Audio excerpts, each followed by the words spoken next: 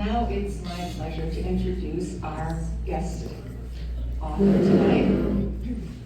Clay Smith is a playwright, actor, director, photographer, trivia host, recovered English teacher, and all-around ne'er-do-well in Prescott, Arizona, where he shares a house with his small family and 3 terrible cats. He has written, we won't tell them who said that. He has written 2 full-length plays, Destiny Checks In and Threads, both produced at PCA, may it rest in peace. And then Satan, You Snake is his first novel. So let's give him a very warm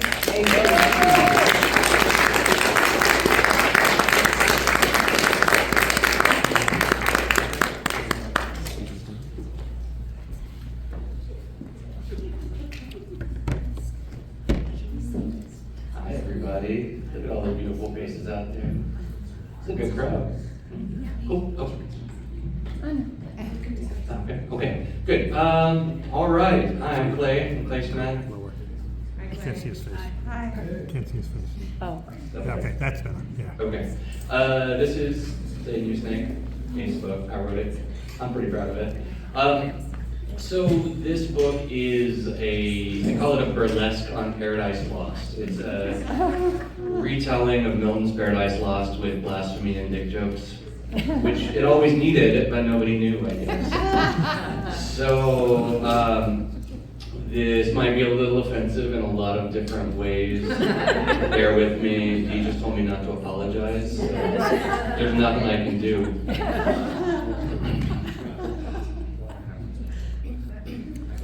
Your mom's here, so it can't be bad. My mom is here, and it is.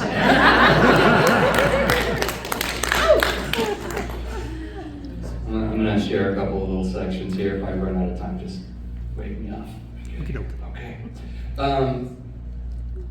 So this section this is right after Satan has left hell to go find his way to earth where these new creatures are. And while he's doing that, the demons that were left behind in hell are exploring and trying to figure out what this place is, because they're new here. Yet others broke off, some in military squadrons, some in ragtag bands, to explore that dismal world and discover if any climb perhaps might yield them easier habitation. They set out in 4 directions, on foot and on the wing, following the 4 streams that empty into the lake of fire. Styx, the river of hatred; Acheron, black and deep, the river of sorrow; Cocytus, the river of weeping; and Phlegethon, the river of fire. Far from the lake was found the river Lethe, a slow and silent stream, the river of forgetfulness. Anyone who drinks from it forgets their former state and being, joy and grief, pleasure and pain. Beyond Lethe, the explorers found a frozen continent, dark and wild, beat with perpetual storms of whirlwind and dire hail. The frozen air burns like frozen fire. The ground there is nutsack cold, which is a scientific term that means the hail never melts, but piles up until it has filled the frozen valley and become a bog of powdered ice. From above, it looks solid, like your mother. But like your mother, it has swallowed entire armies. Oh my God. At this time, I'd like to remind you all that while hell was the new and shitty home of these new-made and shitty demons, humankind was on the cusp of existing. And when it finally did, everything would be beautiful until, spoiler alert, Adam and Eve eventually fucked up and ruined it for all of us. Anyway, once they brought death into the world and all our woe, and then began people to people the earth, people started dying. Their dust went unto dust, but as you probably know, their very undusty souls had to be stored somewhere, and unless they followed some pretty specific and arbitrary rules during their life fairly completely, hell was that place. To make things even more fun, those rules wouldn't be shared with said humans for several thousand years, so pretty much all of them, even the particularly good and wise ones, went to hell. Footnote, see Dante's La Divina Commedia for more details. Now, of course, the good news about Jesus is pretty readily available, so none of us really has an excuse.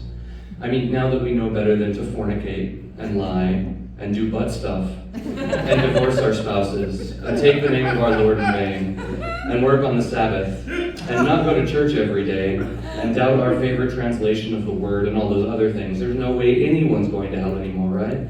I mean, unless you were raised in a non-Christian faith and don't know any better, or unless you live deep in the darkest depths of the irony of the Amazon and can't order a Bible on Amazon, or unless you practice some reasonable incredulity and can't be totally sure that that particular pacifist hippie is the warlike messiah you've been waiting all eternity for, or unless you're not all the way convinced that every word in the Bible is true except the ones that your priest, preacher, minister, elder suggested you ignore. If any of those things is true, you'll probably still go to hell. I mean, I feel bad for you, but the information you need to succeed in afterlife is readily available in at least 20% of the people's world. So there's a fighting chance you have no excuse. Long story long, all the fucked up extreme places these demons discovered would eventually be populated by the souls of the damned and become sections of the poorly designed theme park that is hell. Back to the icy one, we'll call it Popsicle Land, because that's what your dick turns into about the first 2 seconds. But it's even worse because it's wintertime, so nobody wants a popsicle. On a revolving schedule, all the damned souls are carried to Popsicle Land by harpy-footed furies. Footnote. It's unclear here whether Milton is referring to harpies or to furies. This is based on a poem by Milton, so it was his word, harpy-footed furies, which are both interesting creatures in Greek mythology. The harpies are basically evil chickens with the faces and breasts of either pretty or ugly women, depending on whom you ask. Some say their faces are wasted with hunger, but sometimes they're depicted as being kind of cute, so it's really hard to say which is more accurate. Basically, if they're angry at you, they steal your food and poop on any they can't steal, which you then, of course, can't eat because it's covered with poop, and harpy poop is the worst poop ever. So you're tormented by hunger and also the constant boner uncertainty, being like, ooh, she's sexy, and then like, ooh, she's pooping on my food. Furies, on the other hand, are women who chase around parasites, though with even more variation in supposed appearance. In fact, in my experience, most authors don't even talk about what they look like, but just kind of assume you know, because we've all offed a parent and had to put up with the Furies for at least a couple of months while we awaited trial. Milton's harpy-footed Furies at least have the feet of harpies. I guess the rest of them are up to your imagination. Of course, everywhere else in hell is rather hot, so in addition to all the torture of extreme cold, the sinners are subjected to the bitter change of fierce extremes, which is pretty fucked up, really. You're sitting in the furnace like, man, I could really go for a popsicle, and hell's like, abracadabra, it's your dick.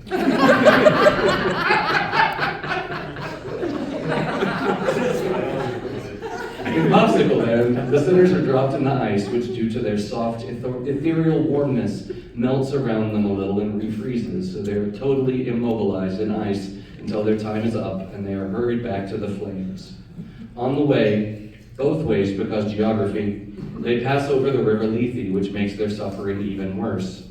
They struggle as they fly over to reach the river with their little soul fingers, knowing that even one drop will make them forget all their pain and suffering, and the harpy-footed Furies knowingly get them super close so they can reach. But the water is tricky and runs physically away from their touch, just like it did for Tantalus, who would eventually be waist-deep in it for all eternity. Also, Medusa guards that shit, mostly unrelatedly, but just in case. Now back to our explorers. Upon seeing Popsicle Land, they shuddered, aghast with horror, and kept walking, finding nowhere the restful, idyllic fields they sought. They passed dark and dreary valleys, many a region dolorous, frozen in fiery mountains, rocks, caves, lakes, fens, bogs, dens, and shades of death. It was a whole nether universe of death and suffering, which was not ideal. God created it entirely evil, and its own function was evilness, where all life dies, death lives, and nature breeds monsters abominable, unutterable, and worse than fables have yet feigned or fear conceived. There were mythologically unattractive women pretty much everywhere. next segment. I don't know if I'm allowed to do this, but I'd really like a volunteer from my audience for this who's comfortable reading aloud. Yes, Reese, come on up, man.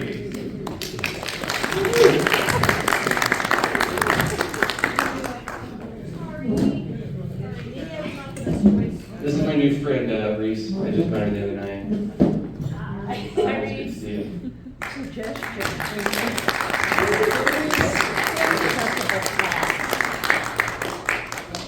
I'll sit down.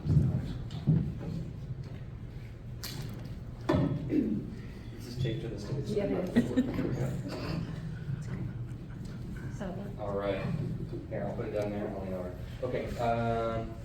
So this next section is a dialogue between me, the writer, and Light. It takes place at the beginning of book 3, and this is the part where Milton needs to find a new muse because his current muse is not allowed in heaven. So, do you want to be me or Light? Okay, Reese's gonna be Light. I'm gonna be me. Okay.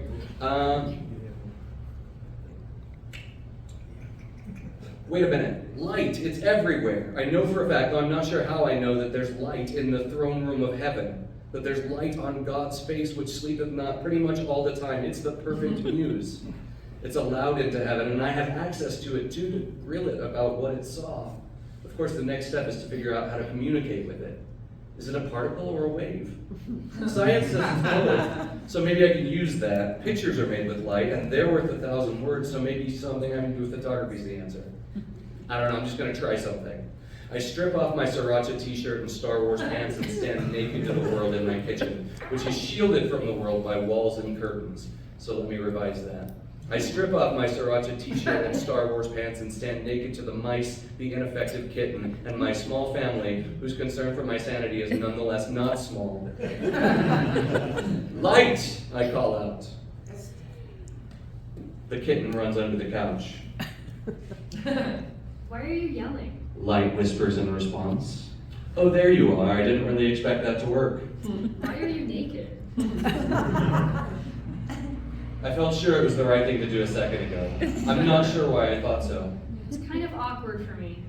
Me too. At that point, I put my pants back on, but I leave my shirt off because frankly I'm lazy. So I continue. So, Light, you pretty much get to go everywhere. Well, not everywhere. Heaven? Obviously heaven, yeah. I thought you meant in the butt. No.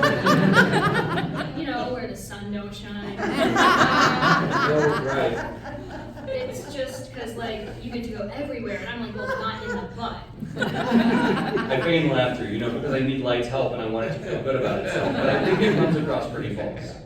Oh, I see, that was a good one. Is it because I said butt? Did I go too far? What? No, of course not. Because you're the one who showed up naked. If you're gonna be all prudish about it, you probably shouldn't start conversations with your dick out. Good point. No, I wasn't offended. I just get a little hyper-focused when I'm nervous, and social cues aren't really very easy for me. Yeah, that came across. Sorry, Light. It's okay. I guess I'm a little nervous too. I don't talk to people very often. Why is that? Generally, they're kind of boring. They don't really have much to offer. I mean, I've literally seen it all. Yeah, about that, I was wondering if you could give me some intel. You see, I'm writing this book about Satan and hell and stuff. Can't help you there. I don't go there. You've confused me with visible darkness. But yeah, I'm mostly just making that part up. Bold. I like it. We might get along. As I say, hell's taken care of, but I need to know what goes on in heaven, where you can go, but I can't. Ah, I see. I know all about heaven. I've been there since the beginning. So I've read.